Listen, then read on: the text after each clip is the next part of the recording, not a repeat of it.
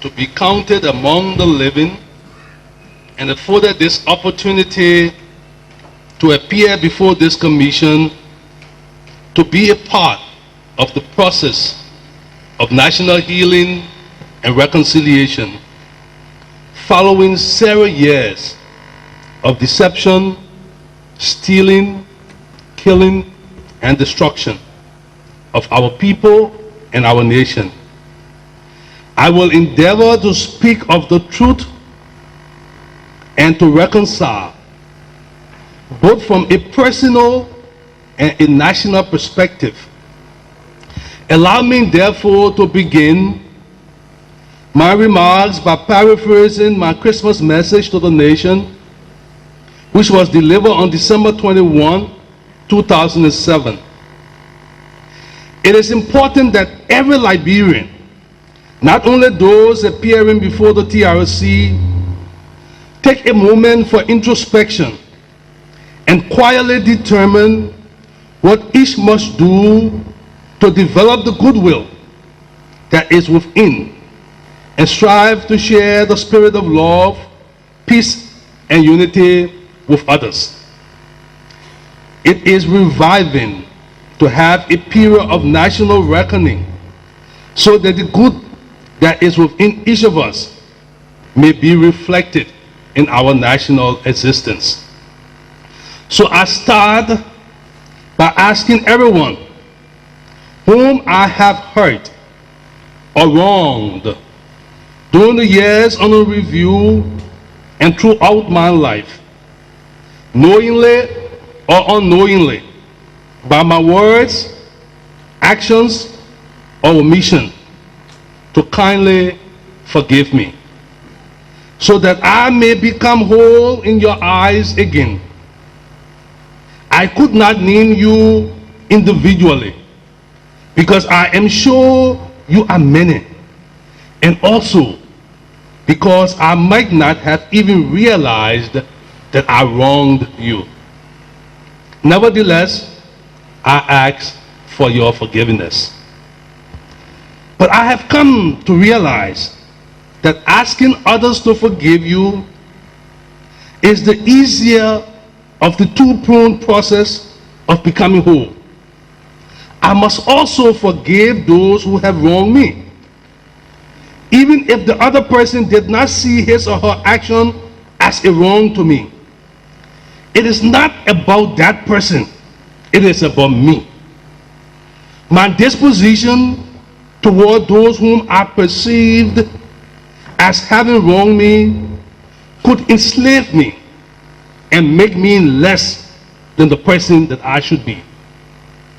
As I seek forgiveness from God and others whom I have wronged, I likewise forgive all, including those who describe me as being unpatriotic because I dare to differ, including those, and even those who would have destroyed my life, not only by guns, but also by words. Desiring to be made whole, I shared the hurt of the past so that I too will have a new beginning. My fellow Liberians, I do believe that that is the essence of reconciliation. That every Liberian find the time to seek another out. Ask someone to forgive you and let others know that you have forgiven them. We must each commit to change if we together would change our country. Setting examples for those who would follow our lead. For our country will not progress unless and until we are healed from within, renew our spirits, and exude contrite hearts. I have been invited to make a presentation on the contemporary history of conflict, 1979 to 2003, and my personal experiences during this period, my perspectives on the creation of a peaceful society, and recommendations I may want to make to the TRC for your consideration. I begin with my personal experiences. I honestly believe that my appearance before this commission should be about me, my transgressions, real and imagined, and seeking contrition. This is not about anyone else. In presenting a full and candid story of my role during the years under review, I will have to mention a few names, including the name of former President Taylor, for which I ask the understanding of those mentioned, their relatives, and friends. As to my role, I will attempt to address those issues that have been raised by my many political friends. That is my association with former President Charles Taylor, my ascendancy to the position of President pro tempore of the Senate, and my role as a leader of the Senate, the status of forces of agreement, restructuring of the armed forces of Liberia, my law practice while I was in the Senate, the OTC company, and the warring factions, Lord and Model. If there are other issues of concern, I will gladly address them.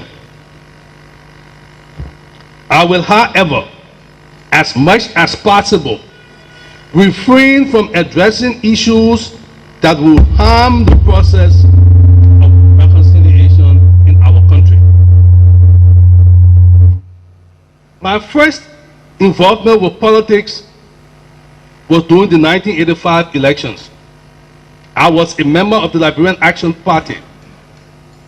When President Samuel K. Doe was declared winner, for me, the process was over, and it was time to resume our personal and national duties in building our country. That was the same attitude I assumed following the 2005 elections. When I was declared a loser, as disheartening as it was, once again, for me, the process had ended, and it was time to begin building our country and helping to develop democracy in Liberia. But after the 1985 elections, some of the losers refused to concede defeat.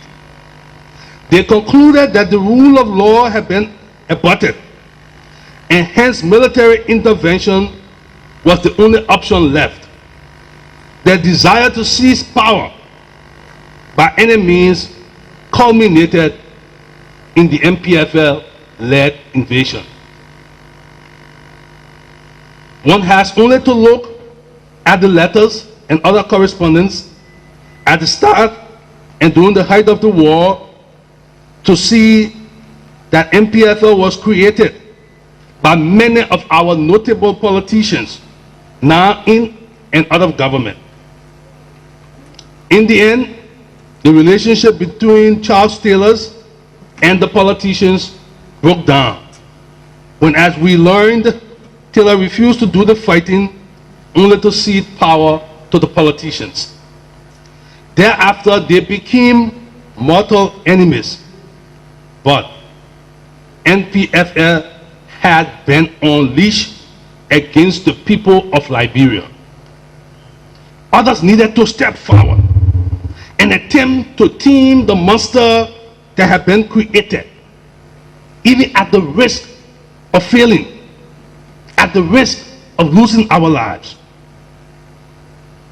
At the time of the MPFL invasion, I was a passive supporter of the Unity People's Party. The war years. December 1989, when Liberians learned of the invasion of our country by a group of armed men led by Charles Taylor, I was fully engaged in the practice of law in Liberia, at which by all standards I had become rather successful. Politics was the further things from my mind. As the Civil War approached Monrovia, I left Liberia in May 1990 for the United States. Contrary to rumors and allegations, I neither had anything to do with organizing and or funding the National Patriotic Front of Liberia, nor was I ever a member of the NPFL.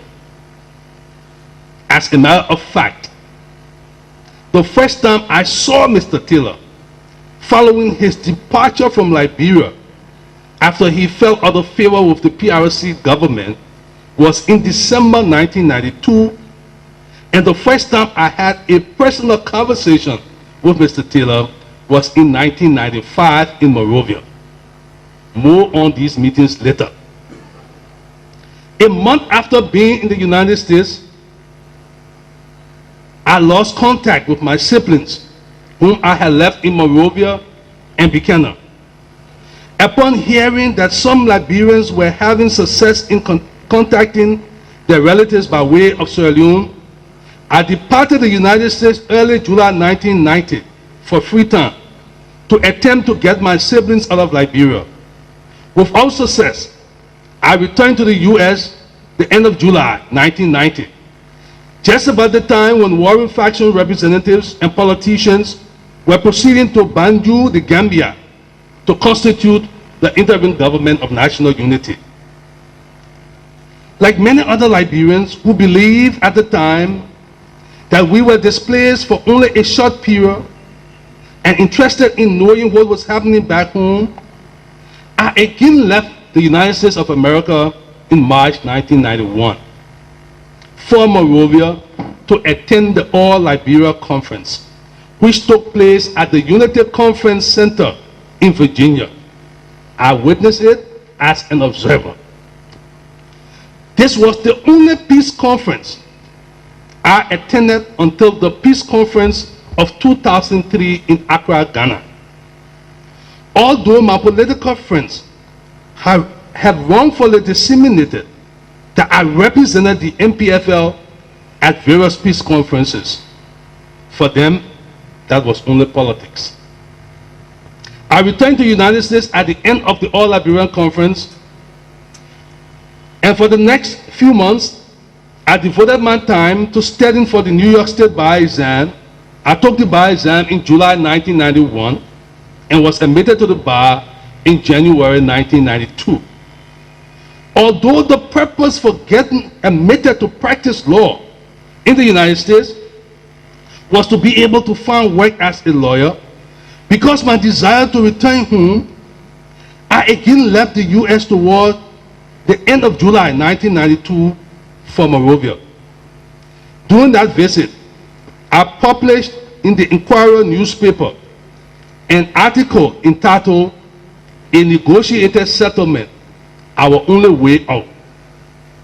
The article dealt with my impression of the nature of the relationship between Monrovia and what was then known as Greater Liberia, and my proposal for resolving the impasse in the Liberian crisis.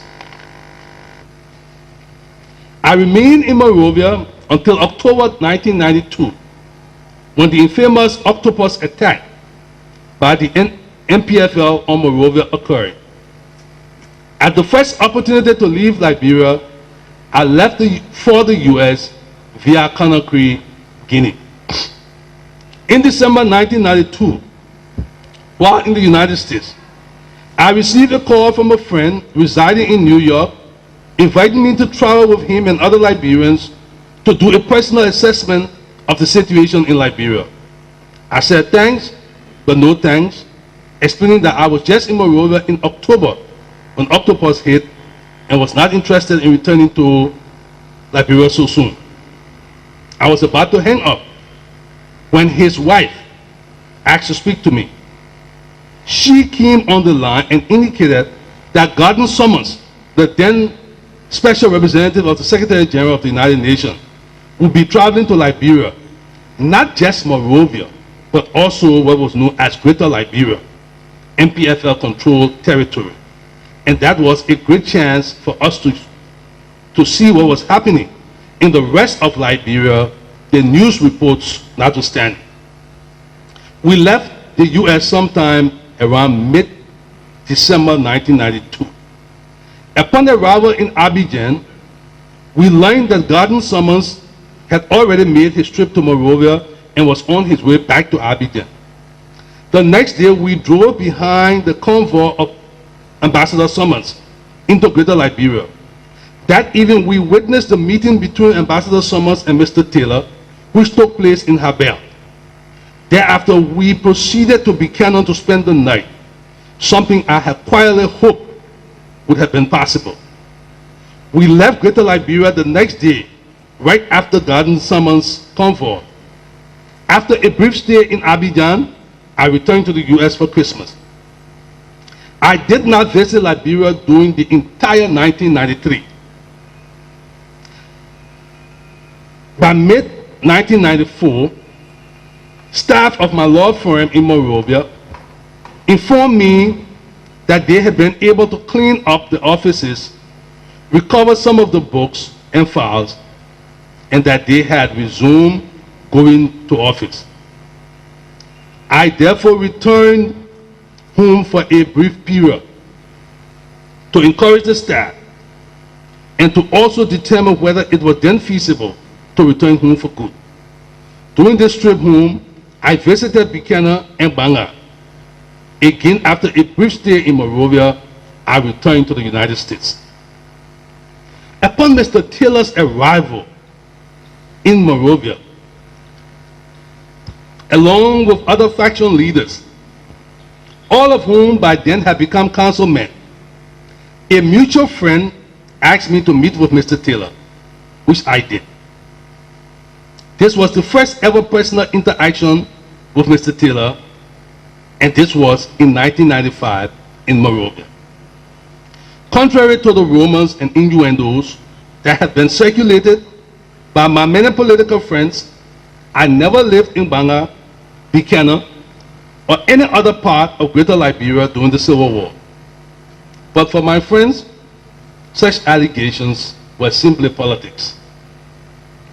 The conversation between Mr. Taylor and me lasted for quite a while, and our discussion covered many issues, with me doing most of the questioning. The question covered issues such as how he escaped from a United States prison to launch the war, the atrocities committed during the war, and his plan for a democratic society following elections. About how he escaped from prison, he promised that the revelation would be a part of his life story when he wrote a book. As to the atrocities committed by the MPFL during the war, he conceded that so many things had gone wrong, which he did not intend and which he regretted, and that some of his men had lost sight of their mission and were exploiting personal vendetta. About building a democratic society, he certainly could talk the talk. But as I would learn later from personal experience, practicing what he had preached was another story. At the conclusion of our conversation, Mr. Taylor requested that I help with the legal aspect of putting his political party, the National Patriotic Party, in order.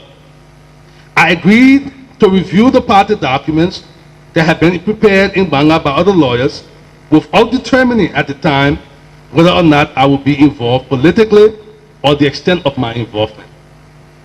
But as we review the legal and political documents of the party, articles of incorporation, constitution and bylaws, platform, among others, I developed an urge to not only help with the writing and rewriting of the documents, but also to help in ensuring that they became a living reality. I thereafter began holding conversations and discussions, mainly with Irish Liberians in Monrovia and Grand Bassam, about the future of our country.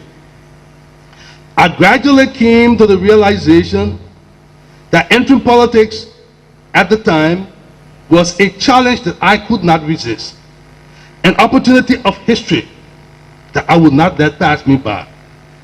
So many Liberians have been killed, many more displaced and made homeless. All had lost everything, but for the good of all, there have been no military victor. What an opportunity it was to build Liberia anew.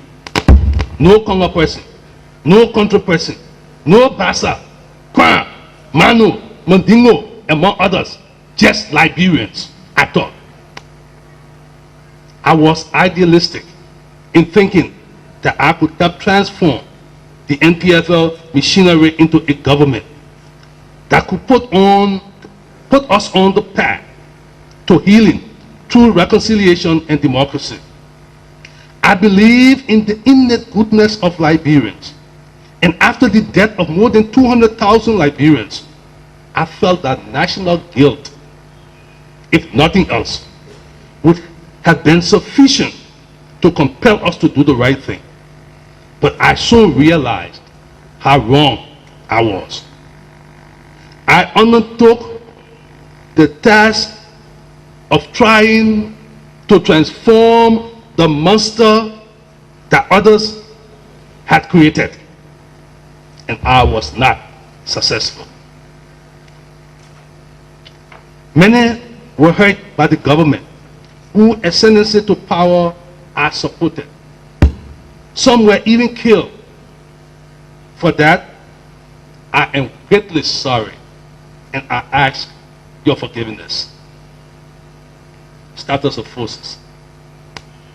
Following the sitting of the National Transitional Government with Professor Wilton Sangawolo as its chairman in 1995, I, along with other lawyers, was requested by the government through the Minister of Justice to represent Liberia in working out the terms of a status of forces agreement with ECOWAS.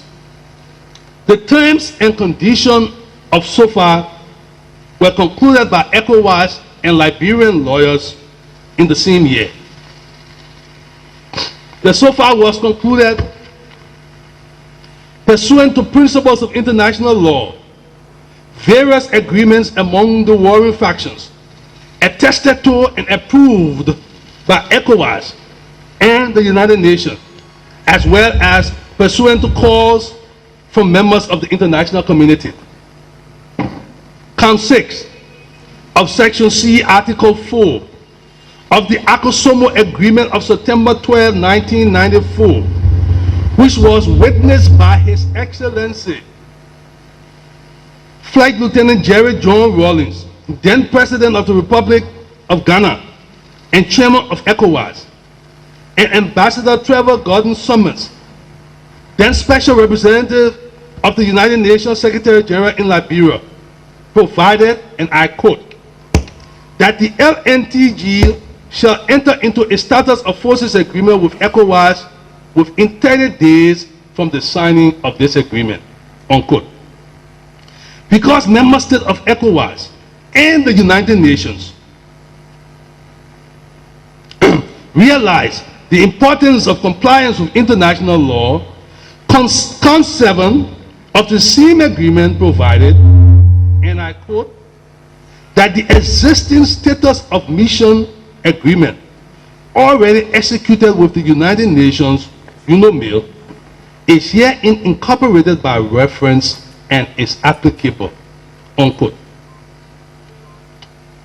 Section C, Article 4 of the Agreement on the Clarification of Akosombo of December 21, 1994, provided that, and I quote, in keeping with Section C, Article 4, Count 6, LNTG shall enter into a status of forces agreement with ECOWAS within 7 days as of the sitting of the Council of State established under this agreement, unquote. The clarification agreement was also attested to by His Excellency Flag Lieutenant Jerry John Rawlings, then President of the Republic of Ghana and Chairman of ECOWAS. In a statement to the Security Council of the United Nations on the situation in Liberia, Madeleine Albright, then United States representative to the United Nations, said that, and I quote, "We also believe that ECOMOG must enter into a status of forces agreement with the LNTG so that ECOMOG's operations in Liberia are appropriately regulated," unquote. The status of forces agreement was endorsed by every member of the LNTG, member states of ECOWAS, the United Nations, and the United States government. It therefore could not have been a terrible thing for the people of Liberia or the peacekeepers. Contrary to this information, whether malignantly or simply out of fear of the unknown that was disseminated about the SOFA is a concept of international law whereby the terms of engagement of foreign troops, peacekeepers stationed in a foreign country, are defined. The idea of SOFA being executed did not originate in Liberia. It is my understanding that the draft model document was sent to Liberia by ECOWAS in 1991.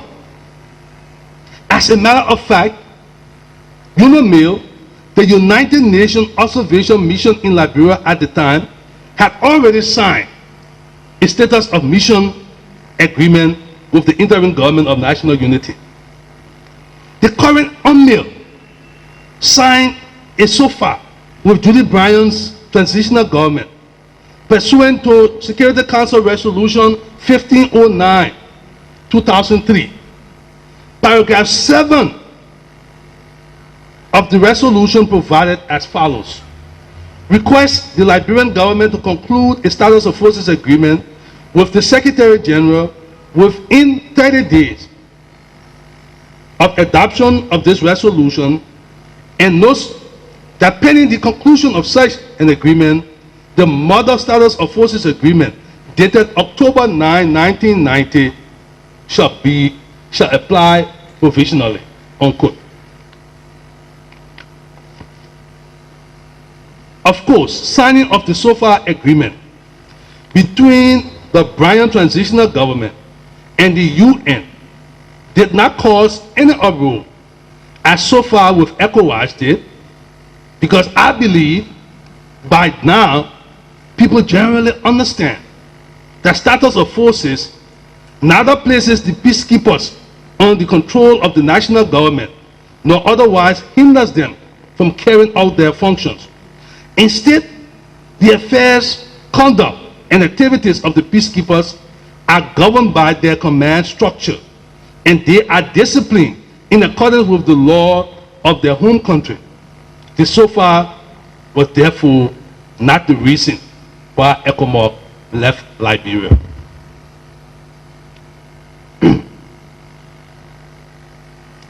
The status of forces, I call SOFA, had nothing to do with the restructuring of the armed forces of Liberia.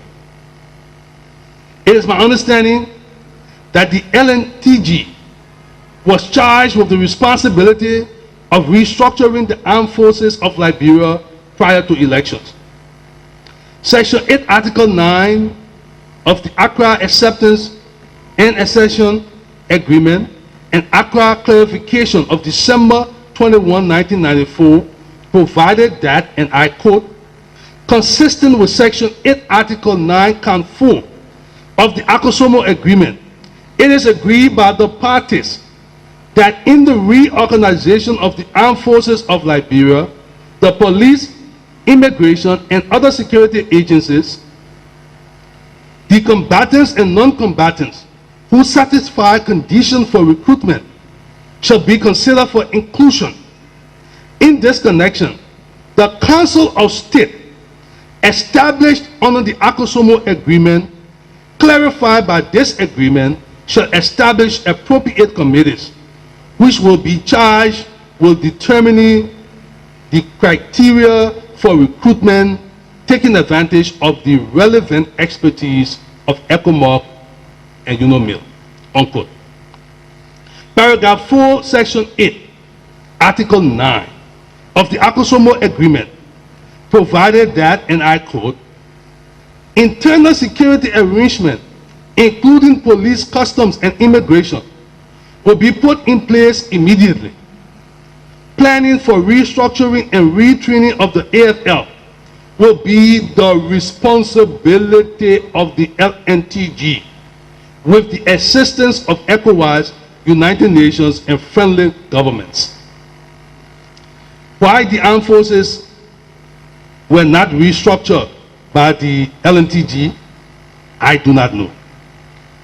But if one wanted the answer to a legal question, upon the coming into existence of the constitutional government, the president did become responsible for the armed forces as its commander-in-chief.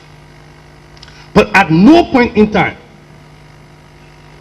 was I either consulted by the government of Liberia, or did I give advice to any of the councilmen, or subsequently President Taylor, or otherwise had anything to do with the restructuring or non-restructuring of the armed forces of Liberia. Of course, the ACOSOMO Agreement, which I referred to above, provided that the restructuring of the armed forces would have been the responsibility of the LNTG with the assistance of ECOWAS, which should have occurred prior to elections. Upon becoming president, Mr. Taylor did not avail himself of the opportunity for ECOWAS to assist in the restructuring of the armed forces. When I was elected to the Senate, and given my background as a lawyer, I continued to advocate for the Status of Forces Agreement, knowing that it was in the interest of both the peacekeepers and the people of Liberia, all negative statements against me by my political friends notwithstanding. But by then, there appeared to have developed some frictions between the government of President Taylor and ECOWAS, as one may surmise from the following report. A Star Radio report, as documented by the RRRN in its West Africa weekly roundup of main events covering the period Friday to Thursday, 27 March to 2 April 1998, stated, and I quote, the President pro tempore of the Liberian Senate, Charles Brumskine, speaking at a Senate hearing on security, said a Status of Forces Agreement was necessary to legalize ECOMOG's in Liberia. However, the quotation continues, however, an ECOWAS source told RRN there was no consensus among ECOWAS leaders as to whether ECOMOG should remain in Liberia. On Monday, Taylor added his government would ignore further utterances by ECOMOG and set his own requirement for assistance to restructure the armed forces, unquote. Not too long thereafter, ECOMOG exited Liberia. Nevertheless, I regret the manner in which the advocacy of the Status of Forces was handled. Although everything was done in accordance with law, both international and domestic, and in the interest of the people of Liberia and the peacekeepers, I, at the time, did not take the time to explain to the people why so far was necessary, creating the opportunity for my political friends to create the impression that so far was intended to place peacekeepers under the military command of the then Councilman Charles Taylor to the exclusion of other councilmen, and that so far caused ECOMOG to leave Liberia. This story, these accusations, have been a source of great personal pain and sorrow to me. But the characterization of my role insofar, for some, was simply politics. However, I have since forgiven those who had demonized me over the years. Post-democratic election. As a member of the National Patriotic Party in 1997, I campaigned for and became a senator representing the people of Grand Bassa County. I also campaigned for former President Charles Taylor and members of the NPP's legislative slate of Grand Bassa County under the novel proportional representation arrangement. Following the announcement of the election results, which was an overwhelming victory for Taylor, I traveled from Buchanan to Monrovia to meet with the president-elect and other officials of the party. I always had the opinion that Taylor would have won, but never did I think the margin would have been so wide. The NPP had put together a winning coalition which consisted of Taylor's enthusiastic supporters, those who fear a return to war, and those who simply rejected the usual politicians. Voters had taken a look at the performance of politicians in the past and made a choice. How else could you want to explain the enthusiastic support of UK Mama, UK Mapa, I will vote for you? Of course, my political friends had people believe that it was my ingenuity that got Taylor elected as president. Of course, you know that ingenuity failed me in 2005. Shortly after the elections, I began to realize what an uphill battle I had undertaken to help build democracy in our country. I announced that I would seek the leadership of the Senate, only to learn that the president-elect's choice for the position of President pro tempore was the late Honorable Kekua Poto, whom he much credited for his landslide electoral victory. I then requested a meeting with Mr. Taylor. During the meeting, I stated what I had heard and asked him respectfully to stay out of the Senate election. Mr. Taylor's response was that he wanted to prevent a fight on the floor of the Senate among MPP's partisans and supporters. After all, he said, Senator Poto had done so much to ensure the party a victory. My response to the president-elect was simple. He had sustained a fight throughout the country in the name of democracy. A later democratic fight on the floor of the Senate would be helpful. At the convening of the Senate for election of its officers, Senator Poto failed to attend the meeting. I ran against and defeated two other NPP senators who were original members of the MPFL. All opposition senators voted my way. During the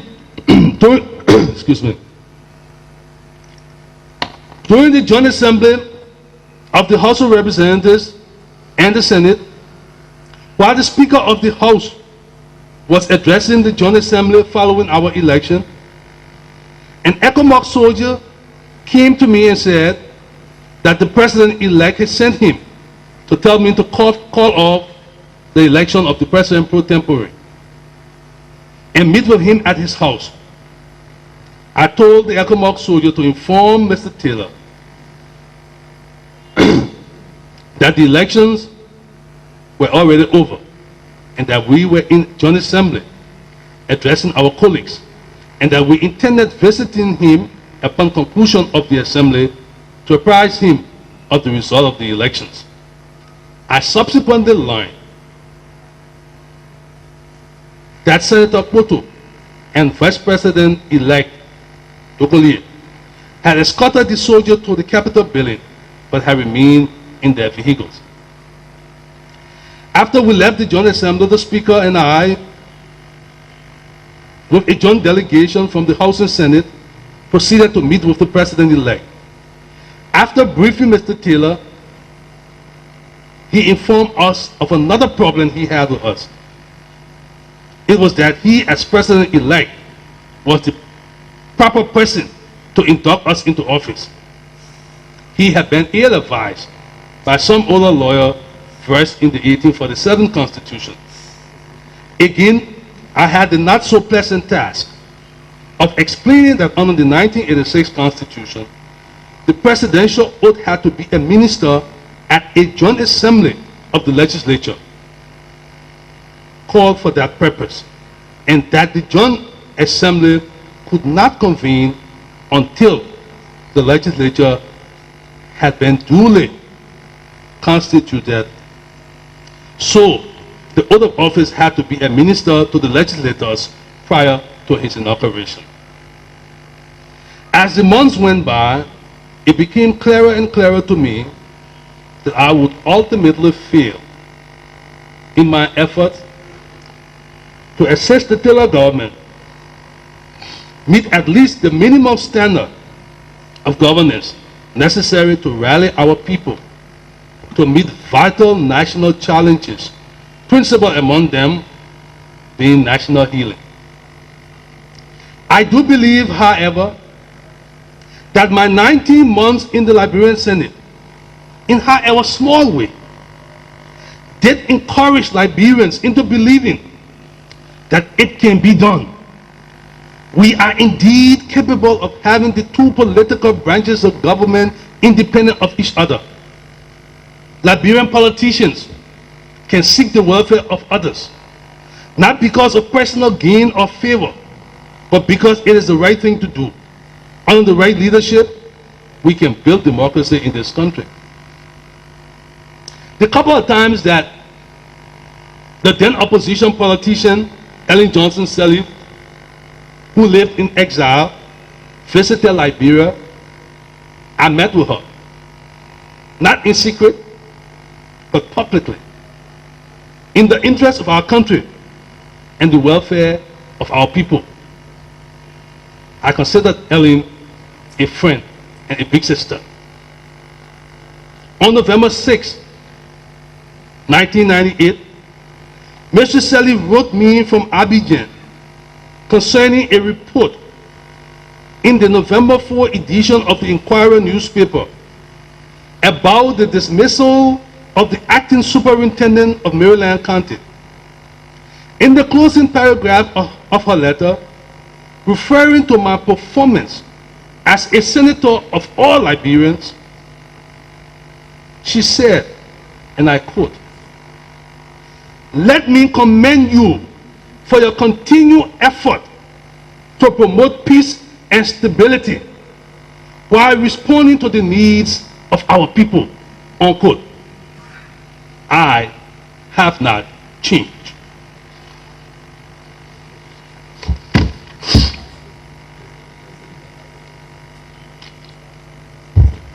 Although President Taylor's party, the NPP, controlled both houses of the legislature, during my 19 months in the Senate, the legislature fairly represented very well the interests of all Liberians. The Liberian Senate, for the first time in a long time, was independent of the president. The executive attempted to have the legislature enact a law granting monopoly for the importation of rice into Liberia to a business entity. The Senate was able to prevent that from becoming law. Although the rice monopoly was not granted by law, the executive decided to restrict the importation of rice to certain dealers. A group of Liberians, led by a Mr. Doe, once attempted to import rice into the country, but were denied an RPD import permit declaration because, quote unquote, the quota allowed Liberians to import rice had been exhausted. Pursuant to its oversight responsibility, the Senate summoned the Minister of Commerce to explain to the Senate why this Liberian group was not being allowed to import rice to sell on the Liberian market. The late Dr. Fofana, who was then minister, appeared before the Senate and was instructed to grant the RPD to the group. It was the first time in a long time that the Liberian Senate had exercised its oversight responsibility, which was to the great displeasure of Mr. Taylor, of President Taylor. The Senate censored one of its own members, who was also a member of the majority party, NPP, and expelled him from the Senate for gross misconduct. The Liberian Senate, under my leadership, took the lead in establishing the Legislative Budget Office for the first time in the history of our country. We enacted the Liberianization law, increasing the number of businesses that may be undertaken only by Liberians.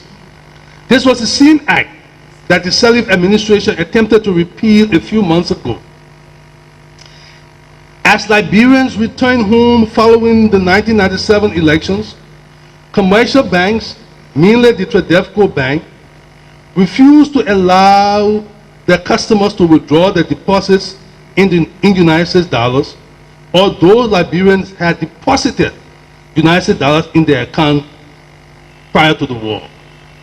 The executive submitted a bill that would have prevented Liberians from instituting lawsuits against banks and financial institutions for a period of 5 years, and to have the judiciary abate any such action against banks that had already been instituted. The Senate prevented that bill from becoming law. A Foreign Service official nominated by the President was commissioned by the Minister of Foreign Affairs without being confirmed by the Liberian Senate. The minister was cited before the Senate to show cause why he should not be held in contempt for obstructing the function of the Senate, recommissioning an executive nominee prior to her being confirmed by the Senate. The minister appeared, again to the great dislike of President Taylor, apologized, and were purged of contempt. There were serious discussions within the political leadership of the country at the time for amending the Constitution of Liberia to allow the sale of land to non-Liberians. I vocally opposed the plan, which led to the bill not being submitted to the Senate. My position was, and still is, that the law governing the ownership of land in our country must first be reformed, allowing the vast majority of Liberians ownership of the land upon which they live and upon which their ancestors have inhabited from time immemorial.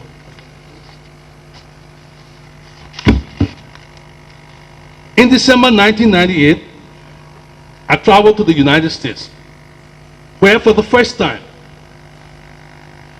I learned of Liberia's involvement in the Sierra Leone crisis. From Washington, I went to Brussels for an EU ACP meeting, where I was again confronted with similar allegations. Upon my return to Liberia in late January, early February 1999, as leader of the Liberian Senate, I constituted an ad hoc committee to investigate the allegations at the time of Liberia's involvement in the Sierra Leone conflict.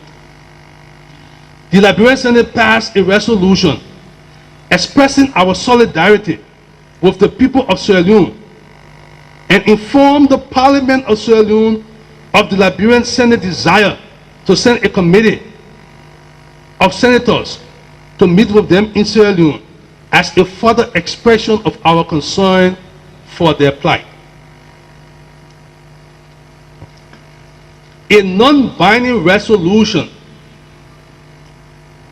also requested President Taylor to meet with the President of Sierra Leone, Ahmed Tidiane Kaba, in a further attempt to show Liberia's support for the people of Sierra Leone. On that day, my esteem for the ladies and gentlemen with whom I had the pleasure of serving in the Senate could not have been measured on a scale. That was the Liberian Senate over which I had the privilege of presiding for 19 months. Shortly thereafter, I left Liberia as a member of the Carter Center National Democratic Institute delegation headed by former U.S. President Jimmy Carter, which also included General Colin Powell, then former United States Chief of Staff, among others, to observe the elections in Nigeria, which brought Olusegun Obasanjo to power as President of Nigeria. Upon my return to Liberia from Nigeria, I did not resume my duties as President pro tempore of the Senate or as a senator. I know of 3 occasions when my removal from the position of President pro tempore was discussed by the President and executives of the party. There may have been more, because hardly a month went by without a major issue of confrontation between the President and me. The first time I got the news of an attempt to remove me was 3 months after we came to power, in October 1997, when I was in Washington, D.C., meeting with members of the United States Congress and their staffers and officials of U.S. National Security Council and State Department on behalf of our country. The second time was when I was gone to observe the Nigerian elections. The third, which was really a continuation of the second, was when I returned from Nigeria. I was summoned to a meeting of the senior executives of the party, the leadership of both houses of the legislature, presided over by the President, and was informed that the party had lost confidence in me and therefore demanded my resignation. At that point, I decided to throw in the towel. I had sadly come to the conclusion that I could no longer be effective in helping to bring about democratic changes. The next day, I convened the Liberian Senate in March 1999. I resigned from the position of President pro tempore of the Senate. Following my resignation, I requested a meeting with the President. During the meeting, I indicated to President Taylor that I had nothing against him personally. I was simply trying to do what I thought was right, in the interest of our country, and ultimately to the benefit of his presidency. I then asked the President whether he would prefer that I left the country or whether I could remain in Liberia and practice law. After some complimentary remarks about my ability in law, he said, of course, I should stay. The next day, being National Decoration Day, the President requested that I accompany him for the decoration of the graves of former President Roberts and Tubman. I consented, but then realized I did not have a vehicle to commute from my villa at Hotel Africa to the Centennial Pavilion, and indicated to the President that I had to revise my decision. The President then asked about the government-assigned vehicle that I used as President pro tempore. I informed him that I had handed the vehicle over to the Senate the very moment that I resign. The president appeared to have been shocked by my response. He said, "No, you should keep the vehicle." I told the president that the vehicle was not bought for Charles Brumskine, but for the president pro tempore of the Liberian Senate, and that whosoever succeeded to the office was entitled to the vehicle. To avoid an argument, I hastened to say to the president not to worry, that I will find a vehicle and accompany him to the grave sites the next day. A boyhood friend of mine loaned me his Jeep, which I used until I left Liberia. Notwithstanding the assurance of the president, a couple of days after our joint trip around Monrovia to decorate graves, my villa was visited at night by some unknown and certainly unwelcome men. By the grace of God, the Jeep I was using was not parked at the villa, so the men thought I was not home and did not bother to enter. When I was informed by my securities, I awoke the law partner of mine who was sharing the villa rented by our law firm to apprise him of the situation and let him know that I was leaving the villa that night. It was about 2:30 a.m. The details of the night are unnecessary. The next day, which was Saturday, I left Monrovia and did not return for 4 years. Following my departure from Liberia, I resigned from the Senate. Law practice while in the Senate. During my tenure in the Senate, I remained a law partner of my law firm, Brumskine Associates. But during that period, I imposed a self-prohibition on appearing before the courts as an advocate for clients. During the 19 months that I served in the Liberian Senate, I appeared only once before a court, the Supreme Court of Liberia, and that was to represent an instrumentality of government, the Monrovia City Corporation. Contrary to assertions that have been made by my political friends, Brumskine Associates neither took a single client from any lawyer or law firm, nor did I use my political position to secure any position, any business, from or through the government. As a matter of fact, it could be said that the firm lost opportunities for business because I was too busy with Senate matters to give my clients the kind of attention to which they have become accustomed. There was one new client that retained the services of Brumskine Association while I served in the Senate. Officers of that company came by the law firm requesting my service to assist them with a matter. Being aware that the company was already represented by counsel in that matter, I indicated to the company that it would have been unethical for me to intervene in the matter without the prior consent of their counsel. A couple of weeks later, one of the lawyers of the company, whom I regard as a friend, came by my law office and repeated the request of his clients for me to assist with the matter. Following my representation of the client in the matter, Brumskine Associates were retained as one of the company's lawyer. My friend, the other counsel, was neither replaced nor did he lose any business. Another story that was widely circulated was that I brought the Oriental Timber Company, OTC, to Liberia, and that I incorporated its Liberian operation.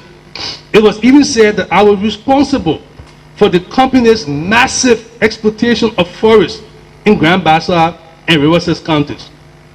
Although no lawyer should be held responsible for the acts of his or her client, I neither incorporated nor ever represented OTC. For my political friends, the allegations were all politics.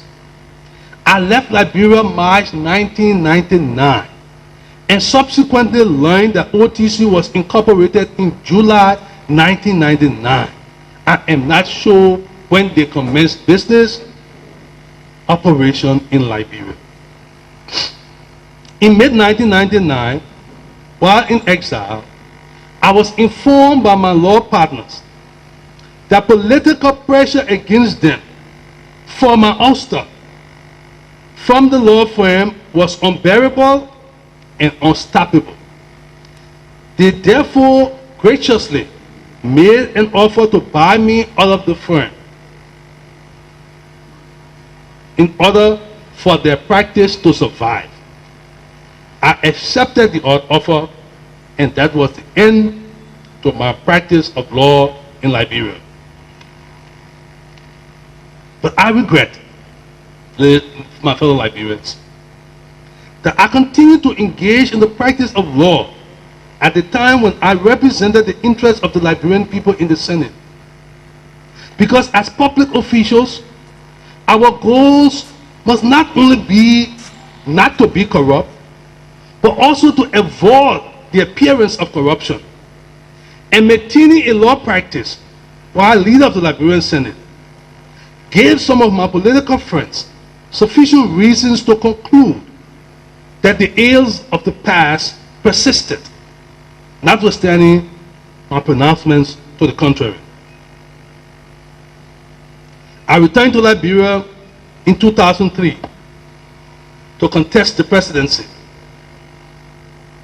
While in Monrovia, the Chronicle newspaper published that I was a sponsor of Lord, one of the warring faction. Chronicle said that ECOWAS had investigated and discovered that I had financed Lord. We insisted, and ECOWAS subsequently denied the report. I had nothing to do with the formation or the financing of Lord. After being in Monrovia for about 5 months, I left the country to visit my family in the United States. Upon my return to Monrovia in October 2003, the news had circulated that I was a sponsor of the warring faction Model. I was subsequently told by the people of Grand Bassa and Riverside counties that Model fighters had informed them that I was a sponsor of the faction and that I had directed them not to kill an ambassador person. Some persons actually believed that and were mad with me as they felt I forgot to tell the fighters not to loot their belongings. The fact of the matter is that I neither had anything to do with organizing an funny Model, nor was I ever a member. Again, for some, that was just politics. National reconciliation. My fellow Liberians, the origin of our conflict and the path to reconciliation is rooted in the history of our country. Politicians and scholars alike have assigned various reasons for Liberia's failure to develop and sustain democracy. One has written about the idea of Liberia as designed for a difficult predicament. Others have said that Liberia has labored under a Western-oriented national culture, while public policy kept the majority of its citizens on the periphery. Yet another has criticized the 1847 Declaration of Independence for failing to give indigenous Liberians the praise due to them for not only accommodating the immigrants, but also assimilating and amalgamating with them. Or was it Barclay's 1904 interior policy? Or Tubman's seemingly endless tenure that made him personally indistinguishable from the presidency? Was it the open door policy that doomed Liberia to growth without development? Of course, my purpose here is not to dwell on the history of our country, which has been ably proffered by historians and political scientists among us, some of whom have already appeared before you. But let me say that at the core of our problem have been the institutionalized triple heritage of corruption, excessive presidential power, and marginalization of the majority of our people. It is not that there is nothing in our history to be proud of. There were many great movements.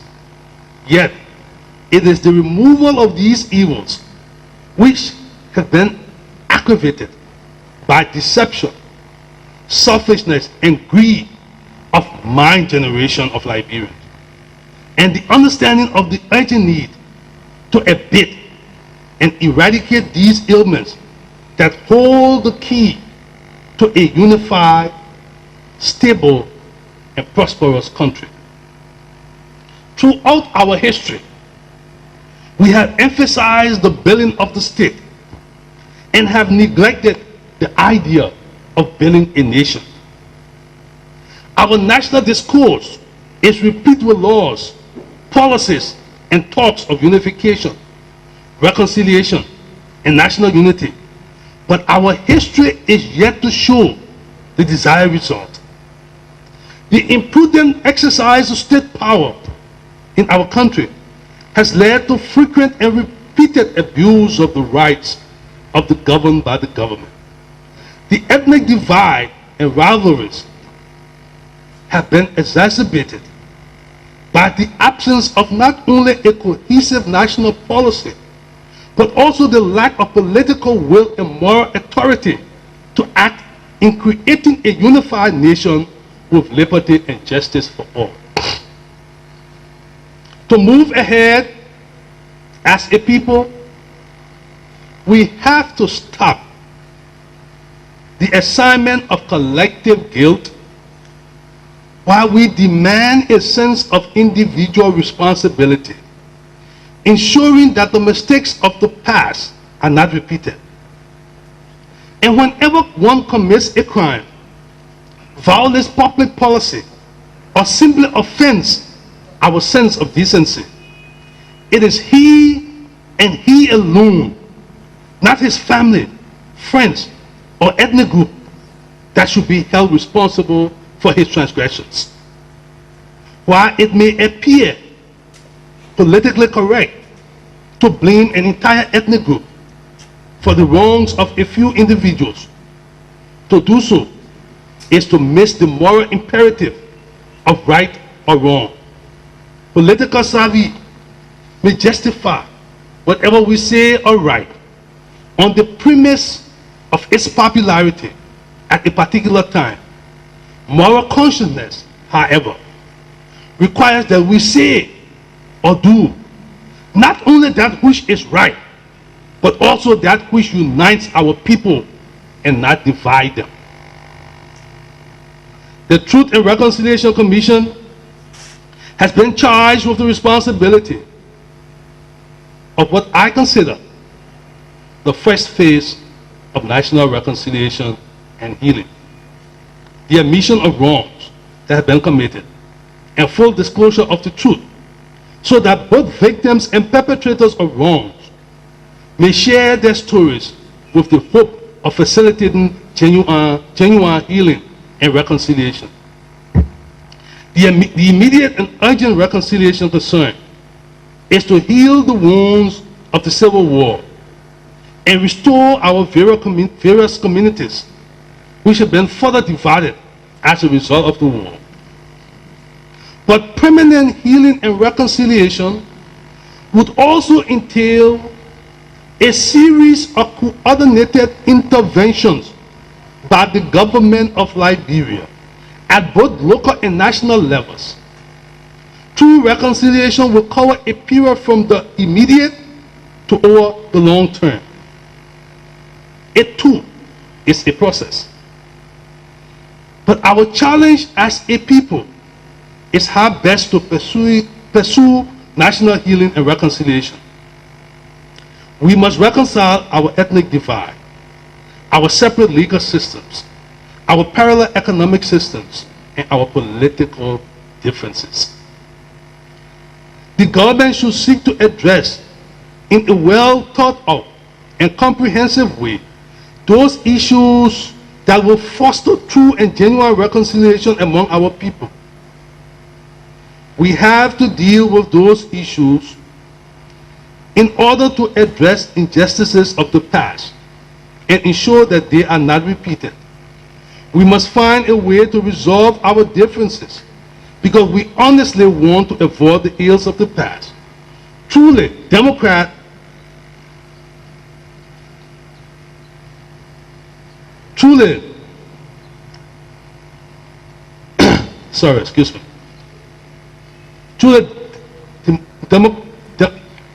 democratize our system of government and ensure sustainable peace. The second phase of national reconciliation, what I call the public sector intervention phase, PRP, which the government should have already begun, includes sound and well-balanced policies with a commitment of the national leadership to implement such policies and an undertaking by all Liberians to move ahead. The issue of ex-combatants. The result of a survey conducted by US-based nonprofit CHF International indicates that ex-fighters at risk of returning to violence can destabilize a country still recovering from war. The report found that almost 30% of Liberian ex-combatants surveyed said that they were willing to take up arms again to earn a living wage, family and community acceptance, and respect for their tribe or religion. The authors noted that economic integration tends to train fighters for a market that does not have enough jobs. Most rehabilitation